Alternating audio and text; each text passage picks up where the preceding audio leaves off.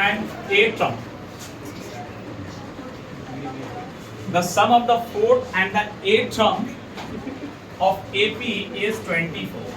यानी fourth term, भाई fourth term का सम का मतलब क्या है?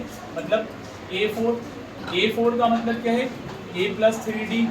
अब जरा ध्यान से देखो, 8 टर्म की बात करेंगे तो 8 टर्म कैसे जाएगा? A8, तो ये होता है A प्लस 7D।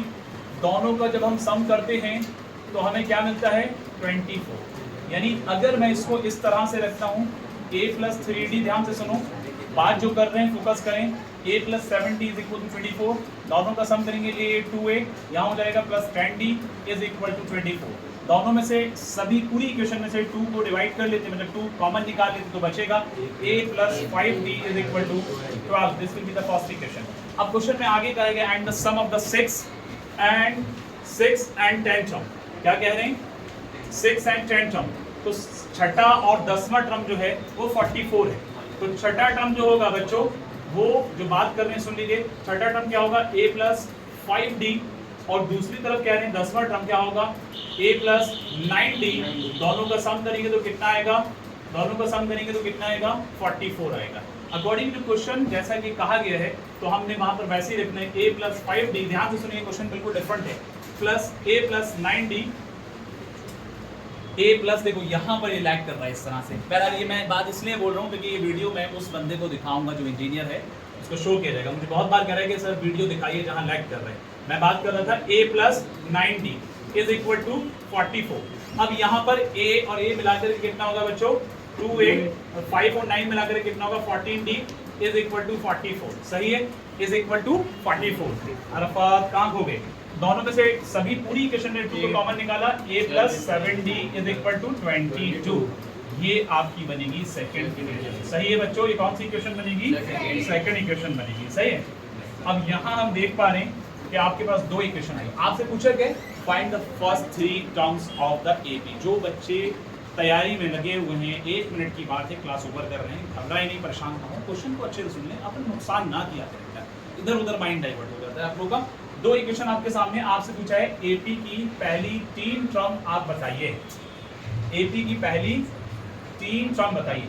तो सीधी सीधी बात है, यहाँ पर आगे बढ़ते हैं। हमारे पास जैसा कि आपको नजर आ रहे हैं कि यहाँ हमारे पास जो है 2 इक्वेशन है। देखिएगा जरा, एक इक्वेशन है A plus 5D is equal to 12। दूसरी इक्वेशन क्या है बच्चों? A plus 7D is equal to 22। अब माइनस माइनस माइनस, भाई A से A कट जाएगा, सही है। अब आपके पास 7 में से 2D कितना बचेगा? माइनस के 2D is equal to minus के 10। तो माइनस से माइनस कैंसिल होने के बाद आपके पास D जो आता है पहले बच्चों, ये आ जाएगा 5। अब आपके पास D आया, इस D को किसी भी एक इक्वेशन में पुट कर सकते हैं, किसी भी एक इक्वेशन में पुट कर सकते हैं। तो कौन सी इक्वेशन में पुट करेंगे? देखो फर्स्ट में कर लेते हैं। तो अगर मैं फर्स्ट में पुट करता हूँ A plus 5D, 5 into 5 is equal to 12, तो ये बनेगा A इज इक्वल टू 25। इसमें से लेस करेंगे तो कितना बचेगा? 13, बट माइनस का 13 आएगा, बट माइनस का 13 आएगा। तो यहाँ पर समझ में आता है, यहाँ माइनस का 13, तो आपके पास A भी आ गया, आपके पास D भी आ गया। तो अब आप AP आराम से बना सकते हैं। तो अब जो AP तैयार होगा, फर्स्ट 3 टर्म ऑफ AP आप कह लीजिए वो बनेंगे। पहला टर्म होगा माइनस 13, और जब हम क्या करते हैं दूसरे टर्म में D को लेस करते हैं, तो अब इसमें से 5 लेस करने पर क्या आएगा? 8 आएगा पक्का। ध्यान से देखो, या कुछ और आएगा? क्योंकि मैंने आपको बताया सेकंड टर्म निकालने के लिए हम क्या लगाते हैं? A plus D, A plus D। A2 निकालने के लिए तो A कितना है? माइनस 13, और प्लस D 5। तो एक निगेटिव एक पॉजिटिव, क्या आया? क्या आया? माइनस का 8। यही बात मैं समझाना चाह रहा था। अब उसके बाद थर्ड टर्म क्या होगा? A plus 2D। तो A कितना है? माइनस 13, और 2 इंटू 5 10, तो माइनस का 3।